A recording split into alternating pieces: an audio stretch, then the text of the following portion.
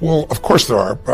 Half the planet lives on $2.50 a day. The challenge is the people that complain that they're the 99% against the 1% are actually the 1%. He goes, Tony, what are you talking about? Those people down there who were in those tents downstairs, a few years ago, and if you watch them typing on their iPhones and having a Starbucks drink, they think that they are really suffering. But in reality, if you're in poverty in this country, you're in the 1% of earners in the world. You're the top 1%. So if you really care about the 1%, you got to care about everybody.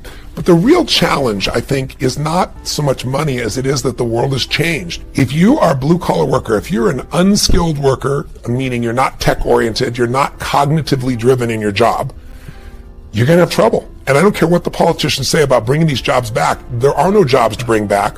And the reason is because technology is making labor less valuable. And that's why jobs don't produce as much unless you're high cognitive, high decision making, high tech. Those people have no problem. There's a 1% unemployment for people who make $100,000 or more. It's so tiny because they've learned to become more valuable. I always tell people the most valuable lesson I got from my mentor, Jim Rohn, was I asked, my father worked 2 jobs. We were always broke. We had no money for food. And we lived in a community we moved to, which was, I thought they were all rich and we were on the other side of the tracks. It was lower middle class, but compared to where we lived before, these people seem rich compared to us. And I just didn't understand it. And Jim said to me, Tony, it's not about the value of your soul. It's about the value of you in the marketplace. And your father's skills are not that valuable. He was an underground parking attendant, and he would take people's ticket and make change. Well, the research now shows it's being done at Yale, it's being done overseas in England as well, and they found that 40% of all jobs they project in the next 10 years are going to disappear because of technology. It's going to be replaced by an algorithm, it's going to be changed. All these guys on Wall Street, you're seeing all these algorithms take over and they're getting rid of all these traders, right? It's changing radically in these hedge funds. There's 3 million truck drivers. Self-driving cars are here. In the next 5 years, they will be the standard, certainly within 7 or 8 years. Are you going to hire someone who can only work 8 hours a day and sometimes gets drunk or can make a mistake when you can buy a machine, write down the machine, and be in a position where it works 24 hours a day driving? But no one is telling these drivers this, and they have to retool now. So technology is the biggest challenge. Labor is less valuable because of efficiencies with technology, and it's going to get better and better for technology, which is scary when you think about what's going to happen for jobs. So I say to people, you've got to participate in your own rescue. You've got to retool yourself. The idea that Bernie Sanders has of providing free education sounds wonderful, but the education he wants to do is community college. There are no skill sets in community colleges today, for the most part, that are going to prepare you for the economy or a job that's there. So what is that going to do? You're just going to waste more money, more time. We need to retool ourselves. The government's not going to do it for you. And a great leader in a company is retraining their people all the time. The training never stops because that is the innovative, creative marketing edge, is your own people. Most companies do less training today than they did 20 or 30 years ago. It's crazy. So where do you get the training? I think they have to self-educate. I'm an example of that myself. You have to say, what's an area that I want to become masterful in? Because dabblers will never have any financial freedom. If you're going to run a company, you got to find what is your niche. What is it you're going to do better than anybody else?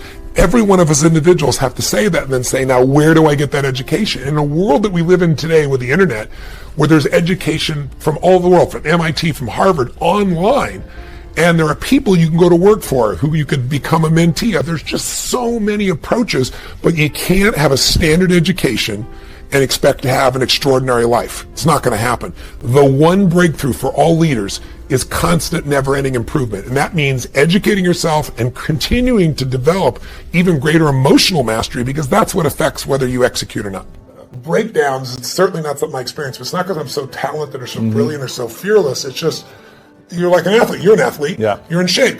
Yeah. Right? You're not going to have a reaction in your body like somebody who doesn't take care of themselves. Right. So, I don't believe in emotional intelligence. I think it's useful, but I'm more interested in emotional fitness, because intelligence is a capability. Fitness is a state of readiness. Interesting. If you are fit, you can take that demand right now and you can deal with it. You can deal with that physical stress, that emotional stress.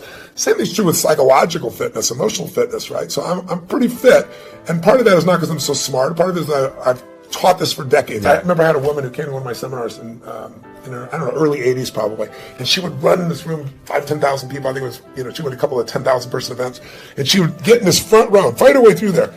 And she'd jump and go for it. At one break, she came up to me, I was signing a book for her, and she says, she goes, Mr. Robbins, I've seen you at like 8 of these. I've seen you like when you're really, I know I can hear your voice, you're hurting or you haven't slept. And she goes, you always seem to be so up all the time. How come you're so up? And I said, well, part of it is I attend all these seminars. So I'm teaching it. So there's a fitness to that. But there's also, I've buried 3 fathers and 1 mother, and, that affects your life. I've had a physician look me in the eye and say, you have a tumor in your brain. Wow. And so I've had those moments that when you've had extreme stress, and you push your way through it, you build psychological muscle. It's like, it takes a lot to knock me off. In the early days, we didn't have $50,000 to keep the doors open. How do we do it? Then I had, graduated to $5 million. And I graduated to a partner of mine who kind of didn't do things well, and I ended up owning $100 million because I had to take on his debt. $100 million.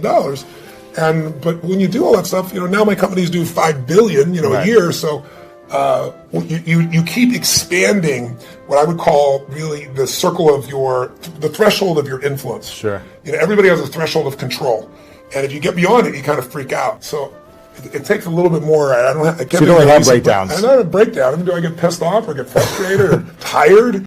Yeah, but a breakdown, honestly, no. So how do you handle it if you get tired of something? I sleep when I can. Okay, cool. I mean, it's honestly, it's pretty simple.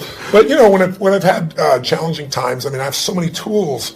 Yeah. I pull them out. And most of it's like you as an athlete. You don't just physically break down. Right. You take care of yourself. So you're constantly training that. I think most people don't train their mind and emotions. It's like I think the most powerful muscles to me are not physical, they're as strong as important as they are. It's like faith is a muscle, courage is a muscle, determination is a muscle, playfulness is a muscle. Passion unexpressed weakens. Faith untested gets smaller. Yeah. So I'm always, I call it deep practice. I'm always pushing myself to the edge, and pushing yourself to the edge makes you stronger.